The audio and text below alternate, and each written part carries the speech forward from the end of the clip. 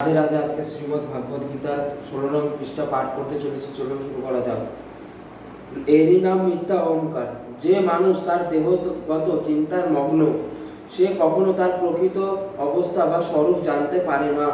ভগবান শ্রীমদ্ ভাগবত গীতায় বলেছেন, মানুষকে তার দেহগত ভাবনা থেকে মুক্ত করার জন্য এবং ভগবানের কাছ থেকে এই জ্ঞান লাভ করার জন্য অর্জুন নিজেকে সেই অবস্থায় উপলব্ধিত করেছিলেন। দেহত্ব বুদ্ধি থেকে অবশ্যই মুক্ত লাভ করতে হবে। আধ্যাত্মিকবাদে সে কি প্রমাণিত হয়েছে যে এই জড় বন্ধন থেকে মুক্ত হতে চায়, তাকে প্রথমে জানতে হবে যে এই জড় দেহ নয়।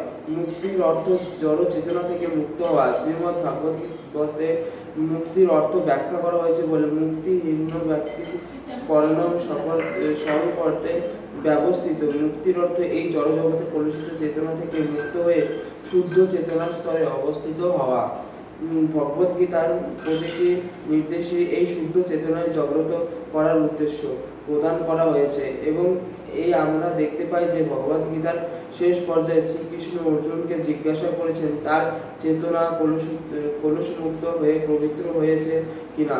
পবিত্র বা বিশুদ্ধ চেতনা বলতে বোঝায় ভগবানের নির্দেশ অনুসার কর্ম করা একই বিশুদ্ধ চেতনার মর্মান্ত। ভগবতের পরবর্তী অংশ হবার ফলে আমার চেতনা কিন্তু জড় প্রকৃতি নিকৃষ্ট গুণের দ্বারা আমাদের চেতনা প্রভাবিত হয়, পড়ার প্রবণতা থাকে। কিন্তু ভগবান যেহেতু পরমেশ্বর, তাই তিনি তো কখনোই এর দ্বারা প্রভাবিত হন না। ক্ষুদ্র স্বতন্ত্র জীব ও ভগবতের মধ্যে এটাই পার্থক্য। এই চেতনা বলতে কি বোঝায়? এই চেতনা হচ্ছে আমি। তা হচ্ছে আমি কে, আমি কি। কলুষিত চেতনায় এই আমি অর্থের সব কিছুর অধীশ্বর, আমি ভোক্তা। এই জগৎ প্রতি নিয়ন্ত্রণে অবর্তিত হচ্ছে, কারণ প্রত্যেকটি জীবসত্তা মনে করে যে এই জড় জগতের স্রষ্টা ও অধীশ্বর। জড় চেতনার দুটি মানসিক প্রকাশ রয়েছে।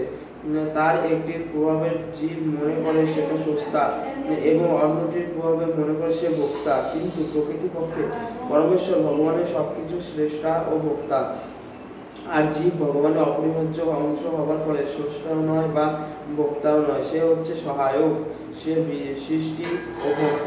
উদাহরণস্বরূপ বলা হতে পারে যে এটি যন্ত্রের একটি অংশ সমগ্র যন্ত্রপাতিটি পরিচালনাতে সহযোগিতা করে। দেহের একটি অংশ সমগ্র দেহের সঙ্গে সহযোগিতা করে। হাত, পা, চোখ, মুখ আদি দেহের অংশ, কিন্তু আর তার প্রকৃতপক্ষে ভোক্তা নয়। ভোক্তা হচ্ছে উদর। এগুলি সমষ্টিগতভাবে কাজ করার উদরকে ভোগ করতে সাহায্য করে। যেমন পা দেহকে বহন করে চলে যায়, হাত খাদ্য গ্রহণ করে, দাঁত চর্বণ করে। এভাবে দেহের অংশগুলি উদরকে ভোগ করতে সাহায্য করে, কারণ এর উদর তুষ্ট হলে সমস্ত দেহ তুষ্ট হয়। আমার শ্রীমদ্ ভাগবত গীতার 16 নং পৃষ্ঠা পাঠ শেষ হয়ে গেছে। আপনারা চাইলে পরবর্তী পৃষ্ঠা যদি পাঠ শুনতে চান তাহলে এই চ্যানেলটি সাবস্ক্রাইব করবেন।